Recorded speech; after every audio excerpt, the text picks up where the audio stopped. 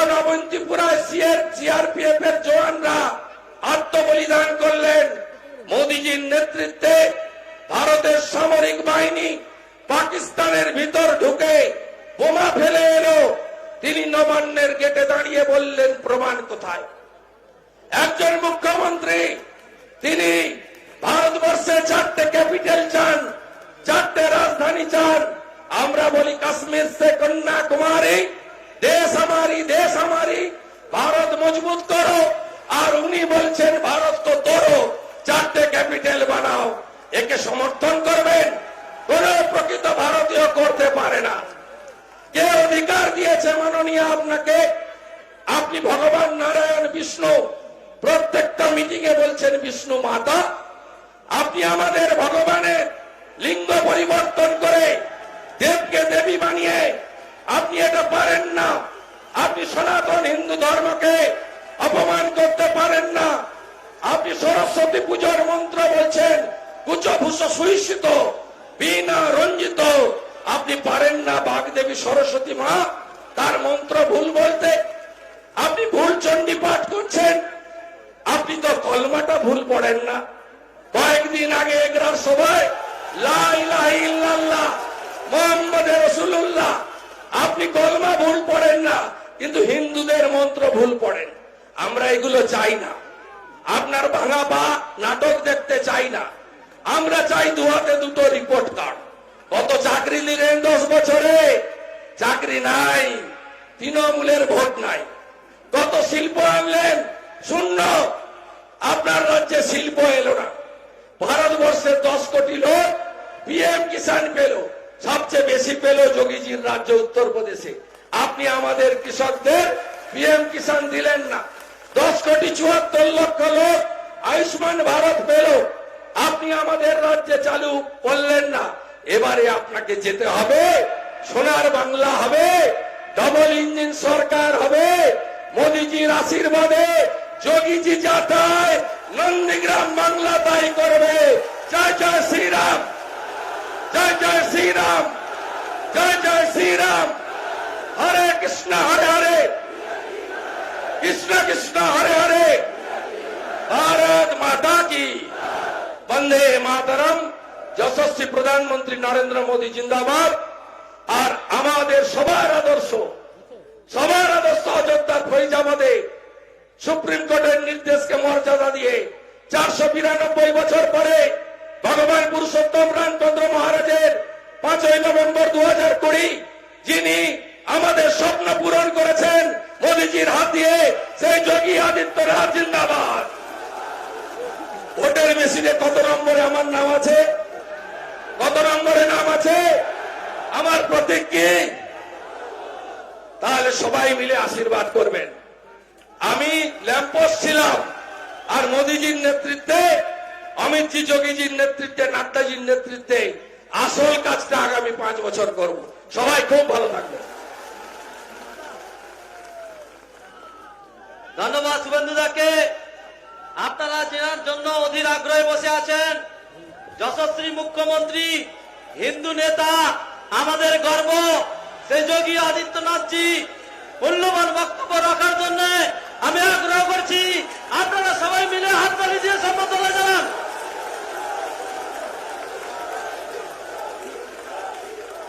भारत माता की, भारत माता की, भारत माता की। वंदे वंदे वंदे।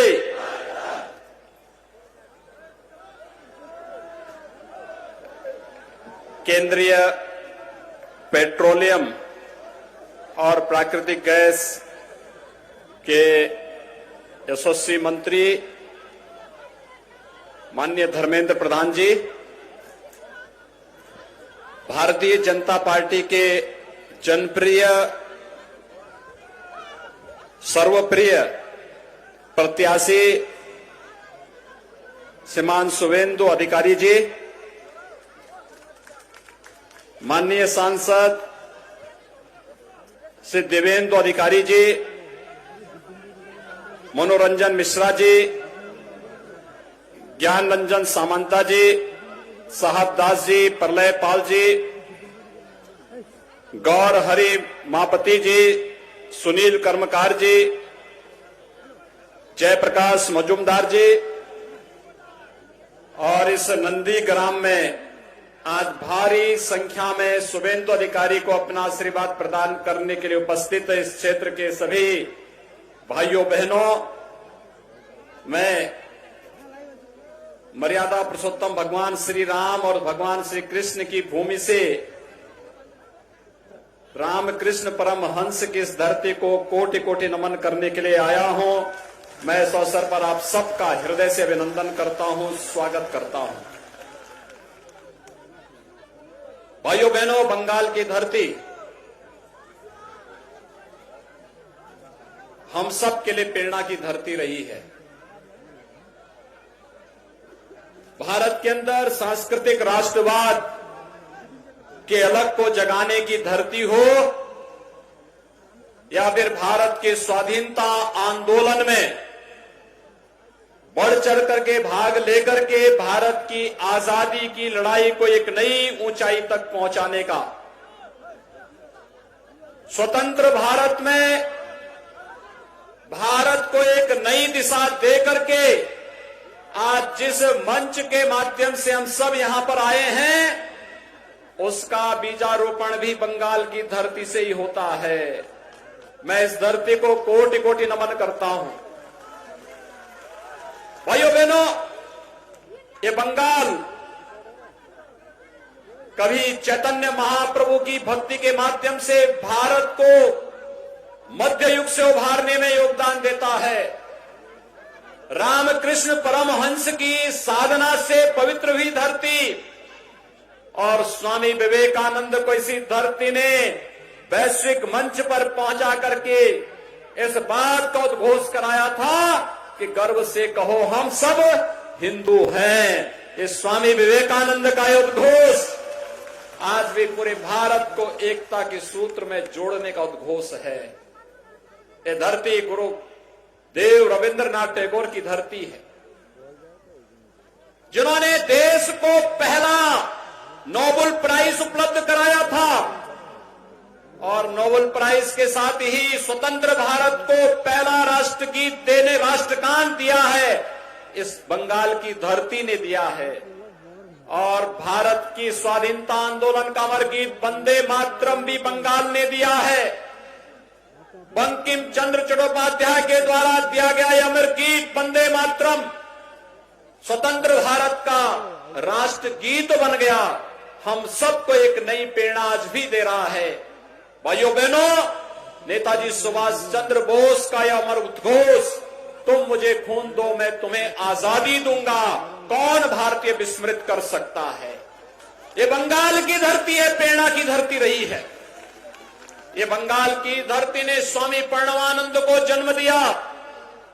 ये बंगाल की धरती है जिसने डॉक्टर श्यामा प्रसाद मुखर्जी को जन्म देकर के स्वतंत्र भारत में कांग्रेस की इन कुटिल नीतियों को सफल नहीं होने दिया था। जो 1952 में डॉक्टर श्यामा प्रसाद मुखर्जी ने एक सपना देखा था कि एक भारत में दो प्रधान, दो विधान, दो निशान नहीं चलेंगे।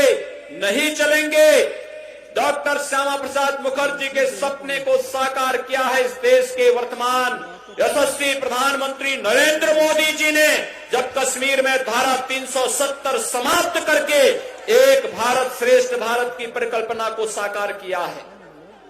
भाइयों बहनों, ये बंगाल की धरती जो हमें प्रेरणा देती रही है, पहले कांग्रेस फिर कम्युनिस्टों के कुटिलता के कारण और आज तृणमूल कांग्रेस की गुंडागर्दी के कारण अव्यवस्था, अराजकता और बदहाली का जीवन जीने के लिए मजबूर हो गया है। 10 वर्षों में कोई उद्योग न लग पाना और यहां पर चालू उद्योगों का बंद हो जाना, ये नियति बन चुकी है बंगाल की। और बंगाल को इनसे मुक्त करने के लिए आज भारतीय जनता पार्टी आपके पास है, आपके पास आई है। और भारतीय जनता पार्टी ने शुभेंदु अधिकारी को नंदीग्राम इस विधानसभा क्षेत्र से अपना प्रत्याशी बना करके भी उतारा है।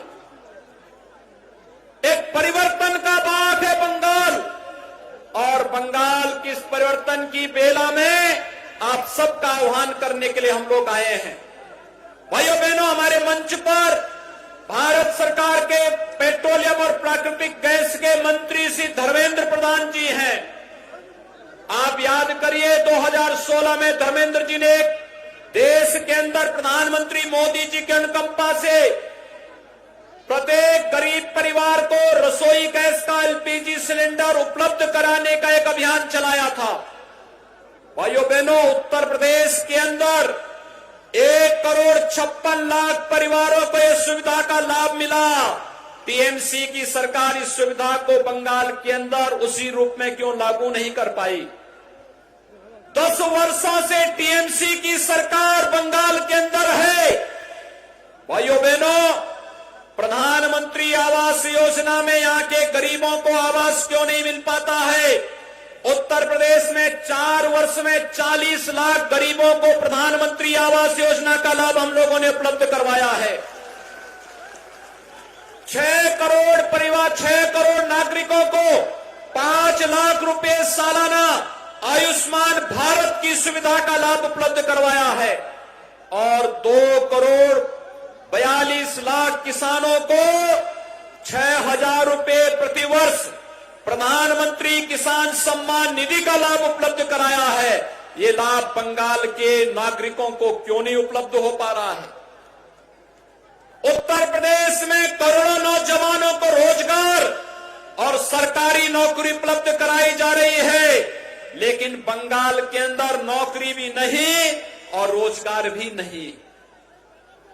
यहां पर हाईवे नहीं, रेलवे लाइन भी नहीं बिछने देती है। AIIMS, IIM, IIT, medical colleges की श्रृंखला नहीं खड़ी हो सकती, क्योंकि दीदी का तो इसमें कोई विश्वास ही नहीं है। दीदी का तो विश्वास है कि जय श्री राम को बोलने पर प्रतिबंध लगा दो। उत्तर प्रदेश में 4 वर्ष के दौरान हम 30 गवर्नमेंट मेडिकल कॉलेज खोल रहे हैं और 2 नए एम्स की स्थापना उत्तर प्रदेश के अंदर इस दौरान हुई है। भाइयों बहनों, 10 वर्षों का हिसाब आपको भी दीदी से पूछना चाहिए। दीदी से बोलना चाहिए कि ममता दीदी, ये तो बताओ कि बंगाल के अंदर बंगाल की पहचान है मां कालीबाड़ी। मां काली की पूजा हम सब करते हैं। 2 वर्ष पहले बंगाल के अंदर दुर्गा पूजा को प्रतिबंधित करने का कार्य हुआ था और तब बंगाल के माननीय उच्च न्यायालय ने एक आदेश जारी किया था कि उत्तर प्रदेश में अगर दुर्गा पूजा हो सकती है तो बंगाल के अंदर क्यों नहीं हो सकती है। और यही पूछने के लिए मैं फिर आया हूं।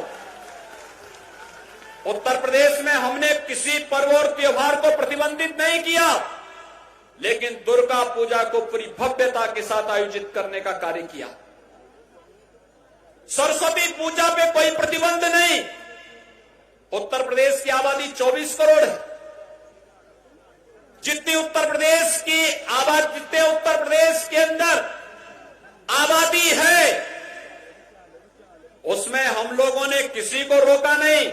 आप त्योहार मनाइए, दुर्गा पूजा भी करिए, सरस्वती पूजा भी करिए, कावड़ यात्रा भी निकालिए, रामलीलाओं का आयोजन भी करिए, रोजगार और नौकरी भी देंगे, किसान सम्मान निधि भी देंगे, हर गरीब को मकान भी देंगे, हर गरीब को शौचालय भी देंगे, हाईवे बनेगा, रेलवे बनेगा, एयरपोर्ट बनेगा, एम्स बना है, बन रहा है, आईआईटी बन रहे हैं, आईएम बन रहे हैं, मेडिकल कॉलेजेस की श्रृंखला खड़ी हो रही है। आखिर ये सब बंगाल के अंदर क्यों नहीं हो सकते? भाइयों बहनों, प्रश्न एक ही है और वह उस प्रश्न का उत्तर आज ममता दीदी से बंगाल की जनता को पूछना ही चाहिए। मैं अभिनंदन करूंगा शुभेंदु अधिकारी का, जिन्होंने साहस दिखाया है और उन्होंने भारतीय जनता पार्टी के समर्थन में आकर के आज उन्होंने बंगाल के हित के लिए अंगड़ाई ली है। डॉक्टर श्यामा प्रसाद मुखर्जी के सपने को साकार करने का बीड़ा उठाया है कि हम बंगाल को बचाएंगे भी और बंगाल को प्रधानमंत्री मोदी जी की भावना के अनुरूप सोनार बांग्ला बना करके बंगाल को समृद्धि के पथ पर अग्रसर करके यहां के नौजवानों को रोजगार भी देंगे। एक नया अभियान है और इस अभियान के साथ हम सबको जुड़ना पड़ेगा। भाइयों बहनों, मुझे याद है आज से 14 वर्ष पहले इसी नंदीग्राम में कम्युनिस्टों ने कितनी बड़ी हिंसा की थी। वे शहीद परिवार भी मुझे मिल रहे थे। उन परिवारों की स्थिति को देख करके हृदय हमारा गर्वित हो रहा था। वे लोग नंदीग्राम के लिए और बंगाल के लिए शहीद हुए थे, लेकिन 10 वर्षों में इन शहीद परिवारों के कंधों पर बंदूक रख करके सत्ता प्राप्त की ममता दीदी, लेकिन शहीद परिवारों की भावनाओं के अनुरूप बंगाल को बनाने में पूरी तरह विफल रही है टीएमसी की सरकार। उन्हें बंगाल के विकास की चिंता नहीं, बंगाल के नौजवानों के लिए रोजगार की चिंता नहीं, बंगाल के किसानों की चिंता नहीं, बंगाल के बहन बेटियों की चिंता नहीं। उन्हें चिंता है तो घुसपैठियों को संरक्षण देने का है। और बंगाल के अंदर गो हत्या पर भी वे प्रतिबंध नहीं लगा सकती, क्योंकि उन्हें भय है कि उनका वोट बैंक ही खिसक जाएगा। उन्हें चिंता है इन सब बातों की। कहां है बंगाल की धरती जिसने मध्य युग में चैतन्य महाप्रभु की वैष्णव भक्ति से पूरे बंगाल के साथ ही उड़ीसा को और उत्तर भारत को अपने में समाहित कर दिया था। कहां ये बंगाल जिस बंगाल ने स्वामी विवेकानंद को पैदा करके पूरी दुनिया के अंदर भारत की सनातन वैदिक संस्कृति का डंका बजाया था। और यही बंगाल जब हम सिंगापुर में जाते हैं, जब हम भारत के सुदूर अंडमान निकोबार द्वीप समूह में जाते हैं, वहां भी आज हमारी कानों में एक ही आवाज सुनाई देती है। वो आवाज होती है नेताजी सुभाष चंद्र बोस की कि तुम मुझे खून दो, मैं तुम्हें आजादी दूंगा।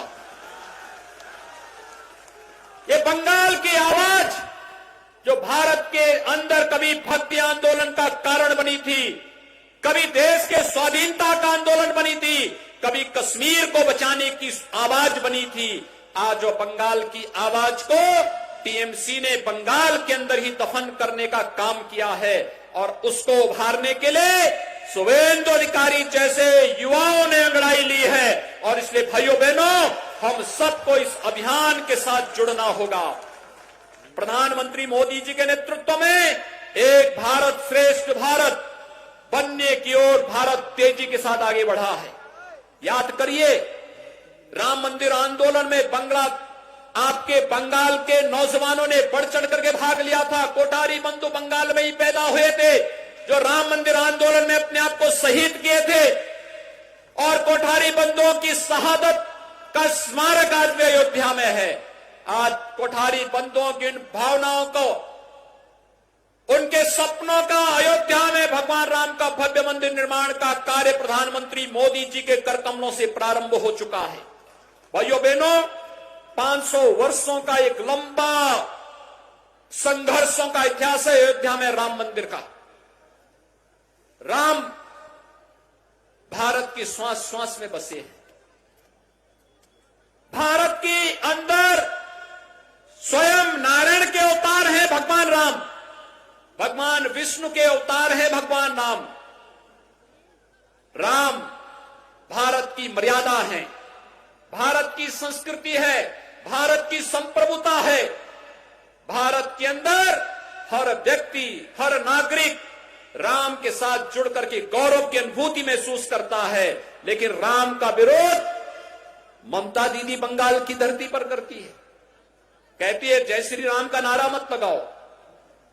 क्या आप लोग ममता दीदी की भावनाओं से सहमत हैं?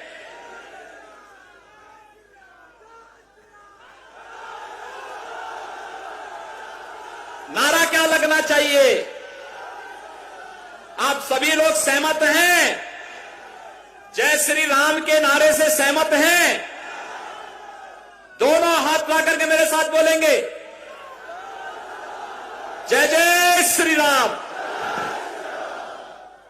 भाइयों बहनों, अयोध्या में भगवान राम के भव्य मंदिर के निर्माण का कार्य प्रारंभ हो चुका है और मैं तो आपके प्रति आभार व्यक्त करने के लिए आया हूं। अभी पूरे देश के अंदर भगवान राम के भव्य मंदिर निर्माण के लिए निधि समर्पण का कार्यक्रम हुआ और बंगाल की धरती ने बहुत अच्छा समर्थन इसमें किया है। इसके लिए मैं बंगाल के नागरिकों का आभार व्यक्त करने के लिए आया हूं कि राम मंदिर निर्माण के लिए जो योगदान आपके द्वारा दिया गया है, बंगाल में भारतीय जनता पार्टी की सरकार आने दीजिए, दो काम जरूर होंगे। बंगाल फिर से सोनार बंगाल बनेगा और टीएमसी के उन गुंडों को, जो लोग आज अव्यवस्था और अराजकता के पर्याय बने हुए हैं, कानून अपने शिकंजे में लेकर के वैसे ही कार्रवाई करना प्रारंभ करेगा जैसे उत्तर प्रदेश के अंदर गुंडों के खिलाफ कार्रवाई हो रही है। बहुत अच्छी कार्रवाई वहां चल रही है। और भाइयों बहनों, यही आश्वासन आपसे हम चाहते हैं। श्री शुभेंदु अधिकारी के नेतृत्व में आज नंदी ग्राम विधानसभा क्षेत्र में भारतीय जनता पार्टी एक नई अंगड़ाई के साथ आपके बीच में है। आप सबका यही समर्थन और सहयोग हम चाहते हैं कि शुभेंदु अधिकारी को इतनी भारी संख्या में आपकी उपस्थिति यहां पर है और मैं आप सबसे अपील करूंगा कि सभी लोग जहां भी हैं, दोनों हाथ उठा करके मेरे साथ शुभेंदु अधिकारी के समर्थन में बोलेंगे। जहां पर भी हैं, दोनों हाथ उठा करके मेरे साथ बोलेंगे। दोनों हाथ जहां पर भी हैं, आगे पीछे अगल बगल जहां भी है, दोनों हाथ मेरे साथ उठा करके बोलेंगे, भारत माता की, भारत माता की, भारत माता की, जय श्री राम, जय श्री राम, जय जय श्री राम।